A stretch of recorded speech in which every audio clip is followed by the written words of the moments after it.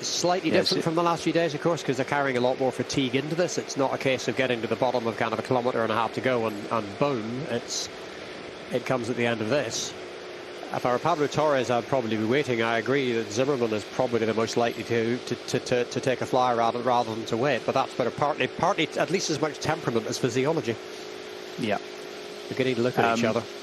Zimmerman's first ever professional victory, the one I referred to back in 2021 at the Tour de l'Ain, which I was commentating for, came with a late attack from the breakaway as well. But he's going from further out here. There's the Flan Rouge, a kilometre to go. Yes. Pablo Torres at the moment being distanced, and the gap between this man on our screens right now, Callias, is 51 seconds. He's having a look back. I don't think his radio is working. Hutch, maybe his headset unit's not working either. I'm not sure he's got too much information up there. So if anything, it's keeping him honest. His car might be a long way back, because they may only have one car.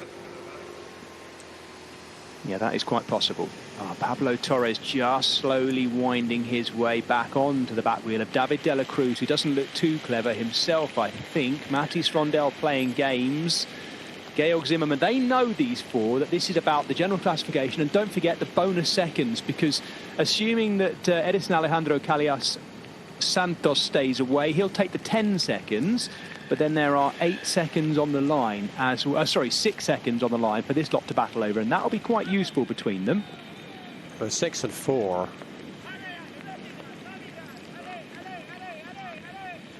Well, big cheers going up for this man who is going to take this, the Queen Stage. What a ride. I do hope he gets that jersey out the back of the rain jacket out the back of his jersey. Torres just winching his way back on. Has he got, in some ways it would be fabulous if he could just go straight over the top here. He's going to go. He's going to go. I was about to say to you, 9 times out of 10, the textbook says you catch them and you go straight past. He's read the textbook.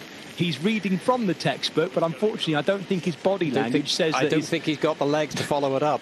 No. It was the right thing to do. Yes. Yeah.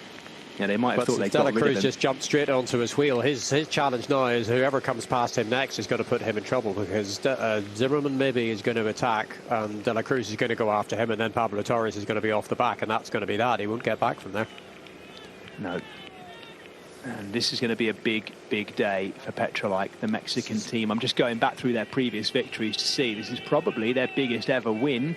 I'll hold tight on that until I've been able to go back and check all the stats. But it's a massive day for Edison Alejandro Callias Santos, the Petrolike rider here, the Colombian, because he'll shortly be able to see the finish line and know that he's rounding on a massive moment in his career here at the Giro d'Abruzzo. What a fantastic performance. I thought it was a sort of tentative, happy-go-lucky, let's see how it goes move, but what it's turned out to be is a Queen Stage winning move by a man who wasn't marked, wasn't chased by the big favourites who all looked at each other. It won't affect the general classification, but it may well affect this young man's career. He comes from Bogota, the same place as Egan Bernal, and we are seeing another Colombian rider breaking through at this level on our television screens and riding for a Mexican Petrolike team. He's gone about this brilliantly today. He's still got the jersey, the rain jacket down the back of his jersey. He shakes his head. He can't quite believe it. You better believe it, because you're about to win the Queen Stage.